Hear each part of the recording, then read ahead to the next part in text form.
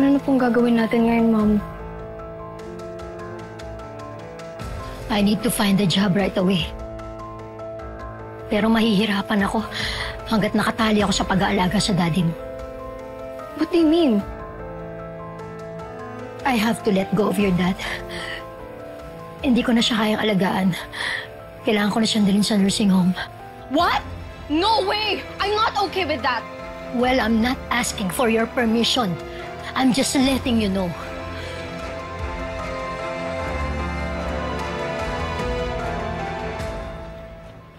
Mom, maybe may ibang way po that we can deal with this. Sure. Anong gusto mo? Magstay ako dito sa bahay, alagaan ko daddy mo round the clock? Okay. But what about our bills? Paano schooling mo? Ha? Paano natin babayaran lahat ng yan? I can take a break for now. Ako po muna mag-aalaga kay Dad. Pwede ba? Huwag ka nga bida-bida. Ako nga nurse nahihirapang mag-alaga sa kanya, ikaw pa? Anong alam mo sa pag-aalaga sa isang baldado, sa isang lumpo? Mag-aral ka for your future. Kailangan natin maging praktikal.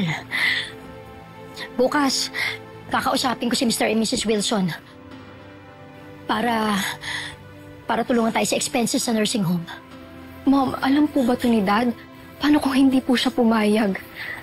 Mom, hindi ko po alam kung kaya ko pong mawalay kay Dad. Pwes kayanin mo. Wala tayong choice at hindi ang daddy mo magdedesisyon. Tatanggapin ko kung ano man magiging desisyon mo, Hazel. Dad. Hindi naman pwedeng umikot ang buhay niyo sa pag-aalaga lang sa akin. Siyempre may sarili kayong buhay.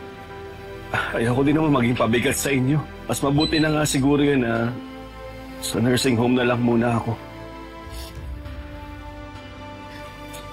Dad.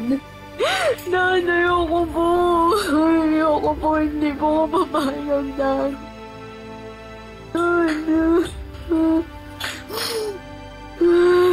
Dad, ayoko po mawalay ka sa akin, Dad.